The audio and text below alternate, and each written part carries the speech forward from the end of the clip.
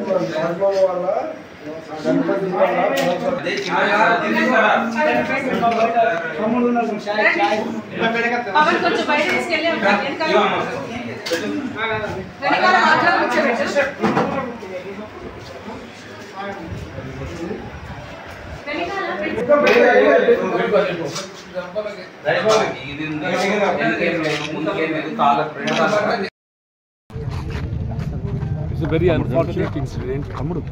చాలా దురదృష్టకరమైన సంఘటన. వాస్తవంగా ఈ వినాయకుల విగ్రహాల తయారీలో కోరుట్ల పట్టణం మొదటికెళ్ళి కూడా గుర్తింపు పొందినట్టు ఒక పట్టణం. అంటే ఒక విధంగా ఏదైతుందో మన ఉత్తర తెలంగాణ ప్రాంతం లోపల విగ్రహాల తయారీకి సంబంధించి అంటే కేవలం జగిత్యాల జిల్లా కరీంనగర్నే కాకుండా ఇతర ప్రాంతాలకు వెళ్ళి కూడా ఇక్కడికి వెళ్ళి వినాయకులను తీసుకెళ్ళడం జరుగుతుంటుంది. తయారీకి సంబంధించి గురుట్ల పెద్దపట్నం అంటే నిర్వాహకులు ఏదైతుందో ఈ విగ్రహాల తయారీ సందర్భంగా కొంత జాగ్రత్తలు తీసుకోవాల్సి ఇప్పుడు electrical line is on main road. Electrical line ఏదైతే ఉందో అది మెయిన్ రోడ్ పై ఉంది. మన విగ్రహాన్ని తరలించేప్పుడు ఏదైతున్నదో ఆ ఎలక్ట్రికల్ లైన్ హైట్ ఏ మేరకు ఉన్నది, మన విగ్రహం ఏ మేరకు ఉన్నది, విగ్రహం అనేది పాస్ అయ్యే అవకాశం ఉందా లేదా, ఇదంతా గమనించాలి. వాస్తవంగా అయితే ఒక విధంగా నిర్వాహకుల కొంత జాగ్రత్తలు తీసుకోలేకపోవడం అని చెప్పక తప్పదంటున్నా. ఐ డోంట్ థింక్ నిర్లక్ష్యం అని చెప్పానడమా లేకపోతే తగు జాగ్రత్తలు తీసుకోలేకపోవడంతో అనేది అవుతుందో ఈ దురదృష్టకరమైన సంఘటన జరిగింది.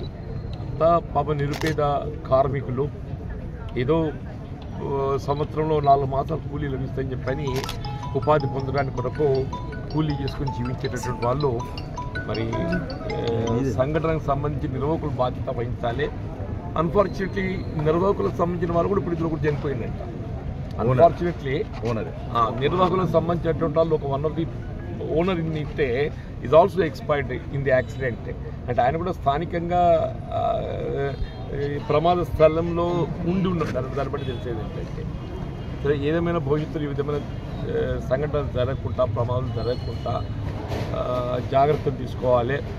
And they need permission from the municipality. వాళ్ళు ఏదైతుందో అధికార యంత్రాంగంతో అనుమతులు పొంది ఇటువంటి ఒక తయారీ కేంద్రాలను నిర్మించారు. ఏ అనుమతులు అసలు వీటికి అనుమతులు ఉన్నాయా లేవా బేసిక్ అనుమతులు ఉన్నట్టయితే అనుమతులు ఇవ్వబోయే ముందు ఏదైతుందో మరి కావాల్సినటువంటి ఒక స్థల పరిశీలన కానీ జాగ్రత్తలు ఇవన్నీ కూడా అందులో మెన్షన్ చేయాలి. ఇటువంటి సమయం మళ్ళీ పునరావృతం కాకుండా ఏదైతుందో అవన్నీ కూడా ప్రభుత్వ పరంగా పరిశీలన చేయాలని చెప్పంటూ నేను మిత్రులు నరసింహరావు గారు కూడా ఏదైతే తక్షణం అందుబాటులో ఉండడంతో సంఘటన స్థలాన్ని విజిట్ చేయడమే కానీ ముఖ్యంగా మృతుల కుటుంబంలో ఆదుకోవడం అనేది కూడా ప్రధానమని చెప్పండి. ఆ మృతుల కుటుంబంలో ఆదుకోవడానికి ప్రభుత్వ పరంగా ఇమీడియట్లీ 5 lakhs సెన్సరీగా ప్రకటన చేయడం కూడా కొంత వాళ్లకు ఆ కుటుంబాలకు ఓదార్పుగా భావించగలమని చెప్పండి. తక్షణమే ఎక్స్గ్రీషియా రిలీజ్ కావాల్సిన చర్యలు చేపడతాం. సరే అఫ్కోర్స్ ఇంకా మిగతా ఫార్మాలిటీస్ అయిపోతాయి. ఇప్పుడు ఈ గాయపడ్డ వారిలో ఏదైతుందో ఒక 3 పరిస్థితి కొంత క్లిష్టంగా ఉన్నది. వాళ్ళని ఏదైతే తక్షణమే ఎంఏ మాస్టర్ వరంగల్ షిఫ్ట్ చేస్తున్నారు. ది అదర్ ఇంకా 3-4 ఏదైతుందో they can be managed here అని చెప్పని అభిప్రాయం వ్యక్తం చేసిందో. ఏదేమైనా కానీ ఇది వెరీ అన్ఫార్చునేట్ చూసుకున్న సంఘటన. ఇటువంటి సంఘటన జరగకుండా జిల్లా అధికార యంత్రాంగం తగు జాగ్రత్తలు చేపట్టాలి. భవిష్యత్తు లోపల ఇటువంటి పునరావృతం కాకుండా ఇది కురుట్ల పట్టణమనే కాకుండా ఇతర ప్రాంతాల్లో కూడా ఎక్కడ కూడా ఇటువంటి సంఘటన జరగకుండా తగు జాగ్రత్తలు చేపట్టాలని చెప్పని గౌరవ జిల్లా కలెక్టర్ గారు ప్రత్యక్షంగా దీన్ని పర్యవేక్షించాలని చెప్పట్టు నేను ఏదైనా మృతుల కుటుంబాలకు సానుభూతి సంతాపం ప్రకటిస్తూ వారి వైద్య సదుపాయం సంబంధించి కూడా జిల్లా కలెక్టర్ గారు ప్రభుత్వ పరంగా ఆర్థికంగా ఏ మేరకైనా కానీ ప్రభుత్వం భరించడం సిద్ధంగా ఉందని చెప్పడం కూడా గమనించింది. ఎంకు తరలించడమే కాకుండా ఈవెన్ అదర్వైజ్ కూడా ఇది ట్రీట్మెంట్ సంబంధించి పూర్తి స్థాయిలో ప్రభుత్వం బాధ్యత